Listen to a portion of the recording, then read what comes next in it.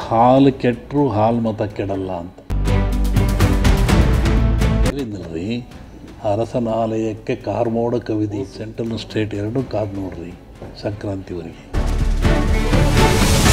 ಮಳೆ ಇದೆ, ಭೂಕಂಪಗಳಿದ್ದಾವೆ, ಮೋಡಗಳು ಇದಾಗ್ತದೆ, ಇನ್ನೂ ಇದೆ. ನಮಸ್ಕಾರ ವೀಕ್ಷಕರೇ, ಭವಿಷ್ಯ ಕೋಡಿಶ್ರೀ ಭವಿಷ್ಯ. ಜನ ಹುಚ್ಚರಾಗಬಹುದು, ದಾರಿಯಲ್ಲೇ ಬಿದ್ದು ಸಾಯಬಹುದು. ಕೆಂಡದಂತ ಭವಿಷ್ಯವಾಣಿಯನ್ನ ಕೋಡಿಶ್ರೀಗಳು ನುಡಿದಿದ್ದಾರೆ. ದೀಪಾವಳಿ ಹಬ್ಬದ ಭವಿಷ್ಯವಾಣಿಯನ್ನ ನುಡಿಯೋ ಮೂಲಕ ರಾಜ್ಯ ಅಷ್ಟೇ ಅಲ್ಲ, ರಾಷ್ಟ್ರ ವಿಶ್ವ ಮಟ್ಟದಲ್ಲಿ ದೊಡ್ಡ ಪ್ರಳಯದ ಮುನ್ಸೂಚನೆಯನ್ನ ಕೊಟ್ಟಿದ್ದಾರೆ ಕೋಡಿಮಠದ ಡಾಕ್ಟರ್ ಶಿವಾನಂದ ಶಿವಯೋಗಿ ಗುರುಗಳು. ಹಾಗಾದ್ರೆ ದೀಪಾವಳಿ ಭವಿಷ್ಯವಾಣಿಯಾದ್ರೂ ಏನು? ದೀಪಾವಳಿ ನಂತರ ಪ್ರಕೃತಿ ವಿಪ್ಲವ, ಧಾರಾಕಾರ ಮಳೆ, ಭೂಕಂಪ ಎಲ್ಲವೂ ಕೂಡ ಜಾಸ್ತಿಯಾಗತ್ತೆ ಅಂತ ಹೇಳಲಾಗ್ತಾ ಇದೆಯಲ್ಲ. ಇದರ ಬಗ್ಗೆ ನೋಡ್ತಾ ಹೋಗೋಣ. ಆದ್ರೆ ಅದಕ್ಕಿಂತ ಮುಂಚೆ ಈ ಕೋಡಿಶ್ರೀಗಳ ಭವಿಷ್ಯವಾಣಿಯ ಬಗ್ಗೆ ನಿಮ್ಮ ಅನಿಸಿಕೆ ಏನು? ಜೊತೆಗೆ ಬ್ರಹ್ಮಾಂಡ ಗುರುಜಿಗಳು ಕೂಡ ಭವಿಷ್ಯವಾಣಿಯನ್ನ ನುಡಿದಿದ್ದಾರೆ. ಆ ಭವಿಷ್ಯವಾಣಿಯ ಬಗ್ಗೆ ವಿಸ್ತಾರವಾಗಿ ಸರಳ ಭಾಷೆಯಲ್ಲಿ ಹೇಳುವ ಪ್ರಯತ್ನ ನಮ್ಮದಾಗಿದೆ. ಈ ಪ್ರಯತ್ನಕ್ಕೆ ನಿಮ್ಮ ಬೆಂಬಲ ಇರಲಿ. ಜೊತೆಗೆ ವಿಡಿಯೋಗೆ ಲೈಕ್ ಕೊಟ್ಟು ನಮ್ಮ ಯೂಟ್ಯೂಬ್ ಚಾನೆಲ್ ಅನ್ನ ಸಬ್ಸ್ಕ್ರೈಬ್ ಮಾಡ್ಕೊಳ್ಳಿ. ಬನ್ನಿ ವಿಡಿಯೋವನ್ನ ಶುರು ಮಾಡೋಣ. ಕಾರ್ತಿಕದಿಂದ ಜನವರಿಯವರೆಗೂ 3 ತಿಂಗಳ ಕಾಲ ಕಂಟಕ ಎದುರಾಗಲಿದೆ ಅಂತ ಬೆಂಕಿ ಭವಿಷ್ಯವಾಣಿಯನ್ನ ನುಡಿದಿದ್ದಾರೆ ಕೋಡಿಶ್ರೀಗಳು. ಹೌದು, ಕಾರ್ತಿಕ ಮಾಸದಿಂದ ಅಂದ್ರೆ ಈ ನವೆಂಬರ್ ತಿಂಗಳಿನಿಂದ ಜನವರಿಯವರೆಗೂ 3 ತಿಂಗಳವರೆಗೆ ವಿಶ್ವಕ್ಕೆ ಕಂಟಕ ಎದುರಾಗಲಿದೆ ಅಂತ ಕೋಡಿಮಠದ ಶ್ರೀ ಡಾಕ್ಟರ್ ಶಿವಾನಂದ ಶಿವಯೋಗಿ ರಾಜೇಂದ್ರ ಸ್ವಾಮೀಜಿಗಳು ಭವಿಷ್ಯವಾಣಿಯನ್ನು ನುಡಿದಿದ್ದಾರೆ. ಭವಿಷ್ಯವಾಣಿ ನುಡಿದ ಕೋಡಿಶ್ರೀಗಳು ಕಾರ್ತಿಕ ಮಾರ್ಗಶಿರ ಮಧ್ಯ ಭಾಗದಿಂದ ಜನವರಿ 23ರವರೆಗೆ ಕಂಟಕ ಎದುರಾಗಲಿದೆ. ರಾಜಭೀತಿ, ಭೂಕಂಟಕ ಪ್ರದೇಶ, ಪ್ರಾಕೃತಿಕ ಕಂಟಕ, ಬಾಂಬ್, ಯುದ್ಧ ಭೀತಿ, ಭೂಕಂಪನ ಆಗಬಹುದು ಅಂತ ಭವಿಷ್ಯವಾಣಿಯನ್ನು ನುಡಿದಿದ್ದಾರೆ. ಜನ ನಿಯಂತ್ರಣ ಕಳೆದುಕೊಂಡು ಹುಚ್ಚರಾಗಬಹುದು, ದಾರಿ ಒಳಗೆ ಬಿದ್ದು ಸಾಯಬಹುದು, ದೇಹ ಶಕ್ತತೆ ಕಳೆದುಕೊಳ್ಳುವಂತೆ ವಿಚಾರ ಇದೆ. ಮನುಷ್ಯನ ದೇಹ ಶಕ್ತಿಹೀನವಾಗತ್ತೆ. ದಾರಿಯಲ್ಲಿ ನಡ್ಕೊಂಡು ಹೋಗ್ಬೇಕಾದ್ರೇನೆ ಜನ ಪ್ರಾಣ ಪಕ್ಷಿ ಹಾರು ಹೋಗತ್ತೆ ಎನ್ನುವುದರ ಮೂಲಕ ಮಾನವ ಕುಲಕ್ಕೆ ಎಚ್ಚರಿಕೆಯ ಸಂದೇಶವನ್ನ ನೀಡಿದ್ದಾರೆ. ಈ ಹಿಂದೆ 2020ರಲ್ಲೂ ಕೂಡ ಭವಿಷ್ಯವಾಣಿಯನ್ನು ನುಡಿದಿದ್ರು. ಈ ಭವಿಷ್ಯವಾಣಿಯಲ್ಲೂ ಕೂಡ ಜನ ಮುಖಕ್ಕೆ ಬಟ್ಟೆ ಕಟ್ಟಿಕೊಂಡು ಓಡಾಡ್ತಾರೆ.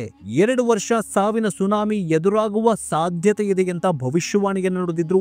ಇದೇ ಕೊರೋನಾ ಬಂದ ನಂತರ ಕೋಡಿಶ್ರೀಗಳ ಭವಿಷ್ಯವಾಣಿ ನಿಜವಾಗಿತ್ತು. ಈಗ ಮತ್ತೆ ಅದೇ ತೆರನಾಗಿರುವಂತಹ ಭವಿಷ್ಯವಾಣಿಯನ್ನ ನುಡಿಯೋದರ ಮೂಲಕ 2026ರ ಭವಿಷ್ಯವಾಣಿಯ ಬಳಿ ಮತ್ತೊಂದು ಹೊಸ ವೈರಸ್ನ ಬಗ್ಗೆ ಮುನ್ಸೂಚನೆಯನ್ನ ಕೊಟ್ಟಿದ್ದಾರೆ. ಈ ಭವಿಷ್ಯವಾಣಿ ನಿಜವಾಗುತ್ತಾ ಕಾದು ನೋಡಬೇಕಾಗಿದೆ.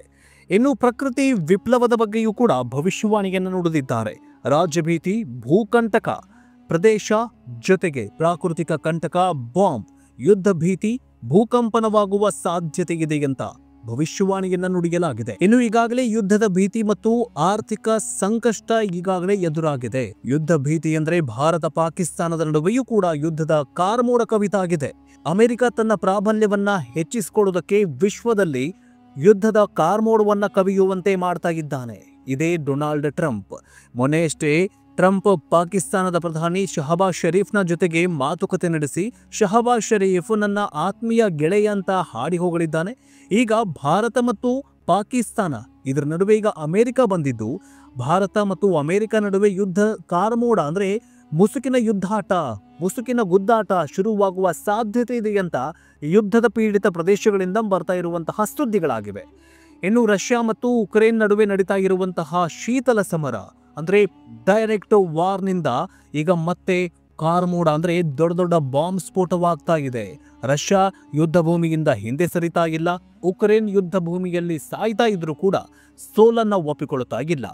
ಇನ್ನು ಇಸ್ರೇಲ್ ಮತ್ತು ಹಮಾಸ್ ನಡುವೆ ನಡೀತಾ ಇರುವಂತಹ ಯುದ್ಧವೂ ಕೂಡ ಮತ್ತೊಂದು ಲೆವೆಲ್ ತಲುಪಿದೆ. ಈಗ ವಿಶ್ವದ ಪರ್ಯಟನ ಮಾಡ್ತಾ ಹೋದ್ರೆ ವಿಶ್ವದ ತುಂಬೆಲ್ಲ ಯುದ್ಧದ ಕಾರ್ಮೋಡ ಕವಿದಿದೆ. ಮುಂದಿನ ದಿನಗಳಲ್ಲಿ ಈ ಯುದ್ಧ ಜಾಸ್ತಿಯಾಗುವ ಸಾಧ್ಯತೆ ಇದೆ ಅಂತ ಕೋಡಿಶ್ರೀಗಳು ಭವಿಷ್ಯವಾಣಿಯನ್ನು ನುಡಿದಿದ್ದಾರೆ. ಇನ್ನು ಪ್ರಾಕೃತಿಕ ವಿಪ್ಲವಗಳು ನಿನ್ನೆ ಮೊನ್ನೆಯಷ್ಟೇ ಬೆಂಗಳೂರು ಸೇರಿದಂತೆ ಭಾರತದಲ್ಲಿ, ಅದರಲ್ಲೂ ದಕ್ಷಿಣ ಭಾರತದಲ್ಲಿ ಭಾರೀ ಪ್ರಮಾಣದಲ್ಲಿ ಮಳೆ ಸುರಿದು ಶಕ್ತಿ ತುಂಬಿತ್ತು. ಶಕ್ತಿ ಚಂಡಮಾರುತ ಅರಬ್ಬಿ ಸಮುದ್ರ ಮತ್ತು ಬಂಗಾಳ ಕೊಲ್ಲಿ ಕರಾವಳಿ ಭಾಗದಲ್ಲಿ ಶಕ್ತಿ ಚಂಡಮಾರುತ ಅಪ್ಪಳಿಸಿ 2-3 ದಿನಗಳಿಂದ ಭಾರೀ ಪ್ರಮಾಣದಲ್ಲಿ ಮಳೆ ಸುರಿತಾಗಿದೆ. ಅಲ್ಲಲ್ಲಿ ಪ್ರವಾಹದ ಭೀತಿಯೂ ಕೂಡ ಎದುರಾಗಿದೆ. ಇದು ಭಾರತದ ಒಂದು ಪ್ರಕೃತಿ ವಿಪ್ಲವದ ಪರಿಸ್ಥಿತಿಯಾದರೆ ವಿಶ್ವದಲ್ಲಿ, ಅದರಲ್ಲೂ ಈ ಪಾಕಿಸ್ತಾನ ಮತ್ತು ಚೀನಾದಲ್ಲಿ ಕಳೆದ 1 ವಾರದಿಂದ ಸುರಿತಾ ಇರುವ ಧಾರಾಕಾರ ಮಳೆಗೆ ಇಡೀ ಪಾಕಿಸ್ತಾನ ಮತ್ತು ಚೀನಾ ತತ್ತರಿಸಿ ಹೋಗಿದೆ. ನೇಪಾಳದಲ್ಲಿ ಭೂಕಂಪ ಸಂಭವಿಸಿ ಎದೆಷ್ಟೋ ಜನ ಸತ್ತು ಹೋಗ್ಬಿಟ್ಟಿದ್ದಾರೆ. ಇನ್ನು ಸರಿಯಾಗಿ 2025 ಮುಗಿಯೋ ಹಂತ ತಲುಪ್ತಾ ಇದ್ದಂತೆ ಸಾಲು ಸಾಲು ಗಂಡಾಂತರಗಳು ಎದುರಾಗ್ತಾ ಇರೋದ್ರಿಂದಾಗಿ ಕೋಡಿಶ್ರೀಗಳ ಭವಿಷ್ಯವಾಣಿ ನಿಜವಾಗುತ್ತಾ ಅನ್ನುವಂತಹದ್ದು ಈಗ ಎಲ್ಲರ ಪ್ರಶ್ನೆಯಾಗಿದೆ. ಜನ ನಿಯಂತ್ರಣ ಕಳೆದುಕೊಂಡು ಹುಚ್ಚರಾಗಬಹುದು, ದಾರಿ ಕೆಳಗಡೆ ಅಂದ್ರೆ ದಾರಿಯಲ್ಲೇ ಬಿದ್ದು ಸಾಯಬಹುದು, ಜನರು ನಿಶಕ್ತಿಯಿಂದ ಸತ್ತೋಗ್ಬಿಡ್ತಾರೆ ಅಂತ ಭವಿಷ್ಯವಾಣಿಯನ್ನು ನುಡಿದಿದ್ದಾರೆ. ಇನ್ನು ಜಾಗತಿಕ ದೋಷ, ರಾಷ್ಟ್ರ ದೋಷವೂ ಇದೆ. ಹೀಗಾಗಿ 2-3 ತಿಂಗಳ ಕಾಲ ದೇವಾರಾಧನೆ ಅಂದ್ರೆ ದೈವಾರಾಧನೆಯಲ್ಲಿ ಇರೋದು ಮುಖ್ಯ ಅಂತ ಕೋಡಿಶ್ರೀಗಳು ಭವಿಷ್ಯವಾಣಿಯವರೆಗೆ ಹೇಳಿದ್ದಾರೆ. ಇನ್ನು ಕಾರ್ತಿಕ ಮಾಸದವರೆಗೂ ಚಳಿಯ ಜೊತೆಗೆ ಮಳೆಯೂ ಕೂಡ ದುಪ್ಪಟ್ಟಾಗಲಿದೆ ಅಂತ ಭವಿಷ್ಯವಾಣಿಯನ್ನು ನುಡಿದಿದ್ದಾರೆ. ಇನ್ನು ಬ್ರಹ್ಮಾಂಡ ಗುರುಜಿಯೂ ಕೂಡ ವರ್ಷದ ಒಮ್ಮೆ ದರ್ಶನ ಕೊಡುವಂತಹ ಹಾಸನದ ಪ್ರಸಿದ್ಧ ಹಾಸನಾಂಬ ದೇವಾಲಯದಲ್ಲಿ ಭೇಟಿ ಕೊಟ್ಟು ದರ್ಶನ ಪಡೆದುಕೊಂಡಂತಹ ಬ್ರಹ್ಮಾಂಡ ಗುರುಜಿ ಭವಿಷ್ಯವಾಣಿಯನ್ನು ನುಡಿದಿದ್ದಾರೆ. ಅಮ್ಮನವರು ಇದೇ ಕೊನೆ ವರ್ಷ, ಮುಂದಿನ ವರ್ಷದಿಂದ ಅಮ್ಮನವರ ಸಾನ್ನಿಧ್ಯ ಇಲ್ಲಿರೋದಿಲ್ಲ, ಜನ್ಮದಲ್ಲಿ ಬರೆದಿಟ್ಕೊಂಡ್ಬಿಡಿ, ಅತ್ಯಂತ ಆತ್ಮವಿಶ್ವಾಸದಿಂದ ನುಡಿತಾ ಇದ್ದೇನೆ, ಮುಂದಿನ ಸರ್ತಿ ಹಾಸನಾಂಬೆ ದೇವಾಲಯ ಏನ್ ಸಾನ್ನಿಧ್ಯ ಇದೆಯಲ್ಲ ಅದು ಚೇಂಜ್ ಆಗಲಿದೆ ಅನ್ನೋದರ ಮೂಲಕ ಭವಿಷ್ಯವಾಣಿಯನ್ನು ನುಡಿದಿದ್ದಾರೆ. ಇದಿಷ್ಟೇ ಅಲ್ಲದೆ 2025ರಿಂದ 2032 ಒಳಗೆ ಎಲ್ಲೆಲ್ಲಿ ರೇವಣ್ಣ ಸಿದ್ದೇಶ್ವರ ಇದ್ದಾನೆ, ಹಾಸನ ಸಿದ್ದೇಶ್ವರ, ಜೈನಕಲ್ ಸಿದ್ದೇಶ್ವರ ಇವರೆಲ್ಲರೂ ಒಂದೇ ಪಂಗಡಕ್ಕೆ, ಒಂದೇ ಕಡೆ ಶಿವನ ಶಕ್ತಿ ಸೇರಿಬಿಡತ್ತೆ. ಹೀಗಾಗಿ ಸಿದ್ದೇಶ್ವರ ಸಾನ್ನಿಧ್ಯ ಸೇರಿದಾಗ ಇದರಿಂದ 7 ಜನ ಅಕ್ಕ ತಂಗಿಯರು ಘಟಪ್ರಭಾ ಪರಿವರ್ತನೆಯಾಗತ್ತೆ ಎನ್ನುವುದರ ಮೂಲಕ ಭವಿಷ್ಯವಾಣಿಯನ್ನು ನುಡಿದಿದ್ದಾರೆ.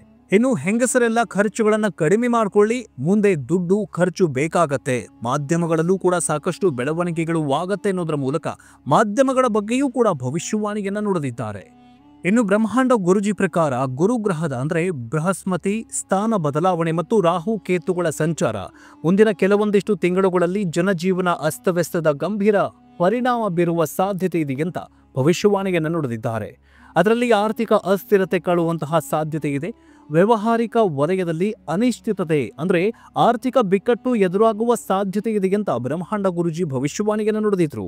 ಜೊತೆಗೆ ರಾಜಕೀಯ ಬದಲಾವಣೆಗಳು, ರಾಜ್ಯ ಮತ್ತು ರಾಷ್ಟ್ರೀಯ ಮಟ್ಟದಲ್ಲಿ ರಾಜಕೀಯ ಬದಲಾವಣೆಯ ಪ್ರಮುಖ ತಿರುವುಗಳು ಆಗಲಿವೆ ಅಂತ ಭವಿಷ್ಯವಾಣಿಯನ್ನು ನುಡಿದಿದ್ದಾರೆ. ಈಗಾಗಲೇ ರಾಜ್ಯದಲ್ಲಿ ಕಾಂಗ್ರೆಸ್ ಸರ್ಕಾರ, ಗ್ಯಾರಂಟಿ ಸರ್ಕಾರ ಸಕ್ಸಸ್ಫುಲಿ ರನ್ನಿಂಗ್ ಆಗ್ತಾ ಇದೆ.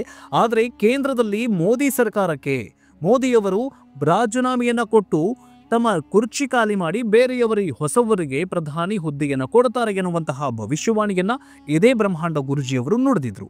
ಅದರಲ್ಲಿ ಪ್ರಧಾನಿ ನರೇಂದ್ರ ಮೋದಿ ಆದಷ್ಟು ಬೇಗ ತಮ್ಮ ಪ್ರಧಾನಿ ಹುದ್ದೆಗೆ ರಾಜೀನಾಮೆಯನ್ನು ಕೊಡ್ತಾರೆ. ರಾಜೀನಾಮೆಯನ್ನು ಕೊಟ್ಟು ಒಂದು ಅನಿವಾಸ ಅಂದ್ರೆ ಅಜ್ಞಾತ ವಾಸಕ್ಕೆ ತೆರಳಿ ಎದುರಿಸ್ತಾರೆ, ವೈರಾಗ್ಯವನ್ನ ಪಡೆದುಕೊಳ್ತಾರೆ ಎನ್ನುವಂತಹ ಭವಿಷ್ಯವಾಣಿಯನ್ನ ಇದೇ ಬ್ರಹ್ಮಾಂಡ ಗುರುಜಿಯವರು ನುಡಿದಿದ್ದಾರೆ.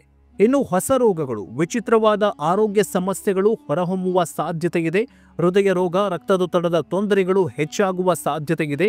ಚಿಂತೆ, ಖಿನ್ನತೆ, ನಿದ್ರೆಯ ಸಮಸ್ಯೆಗಳು ಜನರಲ್ಲಿ ಹೆಚ್ಚಿನ ಪ್ರಮಾಣದಲ್ಲಿ ಹೆಚ್ಚಾಗುವ ಸಾಧ್ಯತೆ ಇದೆ ಅಂತ ಹೇಳಲಾಗಿದೆ. ಇನ್ನು ಗುಟ್ಟಾಗಿರುವಂತಹ ಭವಿಷ್ಯವಾಣಿಯಲ್ಲಿ ಅಂದ್ರೆ ಗುಟ್ಟಾಗಿರುವಂತಹ ರೋಗಗಳು ಕೂಡ ಮನುಷ್ಯನನ್ನ ಕಾಡಲಿವೆ. ಅಂದ್ರೆ ಈಗ ಮೊನ್ನೆ ಅಷ್ಟೇ ಕೊರೋನಾದಂತಹ ಹೊಸ ರೋಗ ಏನು ಬಂದಿತ್ತಲ್ಲ, ಅದಕ್ಕಿಂತಲೂ ಭಯಾನಕವಾಗಿರುವಂತಹ ರೋಗ ಕಾಣಿಸಿಕೊಳ್ಳುವ ಸಾಧ್ಯತೆ ಇದೆ ಅಂತ ಇದೇ ಬ್ರಹ್ಮಾಂಡ ಗುರುಜಿಯವರು ಭವಿಷ್ಯವಾಣಿಯಲ್ಲಿ ತಿಳಿಸಿದ್ದಾರೆ. ಇನ್ನು ಇದೆಲ್ಲದಕ್ಕೂ ಪರಿಹಾರವನ್ನು ಕೂಡ ಕೊಟ್ಟಿದ್ದಾರೆ. ಧೈರ್ಯವಾಗಿರಬೇಕು, ಧರ್ಮದ ಮಾರ್ಗದಲ್ಲಿ ನಡಿಬೇಕು, ಕೆಟ್ಟ ಕರ್ಮಗಳಿಂದ ದೂರ ಇರಬೇಕು, ಜ್ಯೋತಿಷ್ಯ ಪರಿಣಾಮಗಳನ್ನ ಸರಿಯಾದ ನಡವಳಿಕೆಯಿಂದ ತಪ್ಪಿಸಬಹುದು. ಅದಕ್ಕೆ ಧರ್ಮ, ಪೂಜೆ ಪುನಸ್ಕಾರಗಳನ್ನ ಮಾಡಿದ್ರೆ, ದೇವರ ಧ್ಯಾನವನ್ನ ಮಾಡಿದ್ರೆ ಈ ಒಂದು ಸಂಕಷ್ಟದಿಂದ ಜನ ಮತ್ತು ಇದು ಮನುಜ ಕುಲ ಪಾರಾಗಬಹುದು ಅಂತ ಹೇಳಿಕೆಯನ್ನ ಕೊಟ್ಟಿದ್ದಾರೆ. ಈ ಬ್ರಹ್ಮಾಂಡ ಗುರುಜಿಯವರು ಹೇಳೋದ್ರಲ್ಲಿ ಒಂದಿಷ್ಟು ಸತ್ಯವಾದ ಮಾತುಗಳು ಕೂಡ ಇದೆ. ಏನು ನಮ್ಗೀಗ ಪೂಜೆಯನ್ನ ಮಾಡಬೇಕು, ಜನರ ಏನು ದೇವರ ಧ್ಯಾನವನ್ನ ಮಾಡಬೇಕು ಅಂತ ಏನು ಈ ಜ್ಯೋತಿಷಿಗಳು ಹೇಳ್ತಾರಲ್ಲ, ಈ ಜ್ಯೋತಿಷಿಗಳು ದೇವಸ್ಥಾನಕ್ಕೆ ಹೋಗಿ ಪೂಜೆಯನ್ನ ಮಾಡಬೇಕು ಅನ್ನುವಂತಹದನ್ನ ಎಲ್ಲೂ ಹೇಳೋದಿಲ್ಲ. ಮನೆಯಲ್ಲೇ ತಮ್ಮ ಧ್ಯಾನವನ್ನ ಮಾಡಬಹುದು, ದೇವರ ನಾಮಸ್ಮರಣೆಯನ್ನ ಮಾಡಬಹುದು.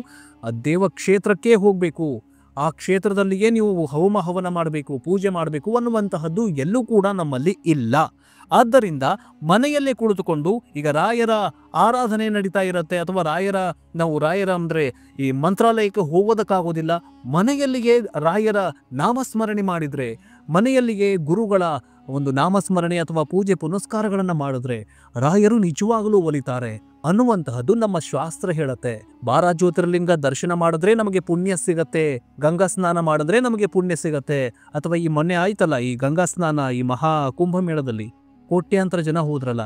ನಮ್ಮ ಮನಸ್ಸು ಸರಿಯಾಗಿ ಮತ್ತು ಒಳ್ಳೆ ರೀತಿಯಲ್ಲಿದ್ರೆ ನಾವು ಮನೆಯಲ್ಲೇ ಒಂದು ದೀಪ ಹಚ್ಚೋದು ಹಿಂಗೆಲ್ಲ ಮಾಡಿದ್ರೆ ನಮಗೆ ಒಳ್ಳೆದೇ ಆಗತ್ತೆ. ಜೊತೆಗೆ ಸಹಾಯಕಾರ್ಥಕಂ ಇದಂ ಶರೀರ್ತಕಂ, ಬೇರೆಯವರಿಗೆ ಕಷ್ಟದಲ್ಲಿದ್ದವರಿಗೆ ಸಹಾಯ ಮಾಡೋದು ಅಥವಾ ದಾನ ಧರ್ಮ ಮಾಡೋದನ್ನ ಮಾಡಿದ್ರೆ ನಮಗೆ ದೇವರು ಒಲಿತಾನೆ. ಅದನ್ನ ಬಿಟ್ಟು ಕ್ಷೇತ್ರಗಳಿಗೆ ಅಲದಾಡಿದ್ರೆ ನಮ್ಮ ಕರ್ಮಗಳು ಪಾಪಗಳು ಕಳೆಯೋದಿಲ್ಲ ಅಂತ ಶಾಸ್ತ್ರವೇ ಹೇಳ್ತಾ ಇದೆ. ಇದರ ಬಗ್ಗೆ ನಿಮಗೇನನ್ಸುತ್ತೆ ಕಮೆಂಟ್ ಮೂಲಕ ತಿಳಿಸಿ. ಇದು ದೀಪಾವಳಿ ಹಬ್ಬದ ಭವಿಷ್ಯವಾಣಿಯಾಗಿತ್ತು. ನೆಕ್ಸ್ಟ್ ಎಪಿಸೋಡ್ನೊಂದಿಗೆ, ನೆಕ್ಸ್ಟ್ ಅಪ್ಡೇಟ್ನೊಂದಿಗೆ ಬೇಗ ವಾಪಸ್ ಬರ್ತೀವಿ. ನೋಡ್ತಾ ಇರಿ ಡಿಜಿಟಲ್ ನ್ಯೂಸ್ ಕನ್ನಡ. ಜೈ ಹಿಂದ್, ಜೈ ಕರ್ನಾಟಕ, ಜೈ ಸನಾತನ.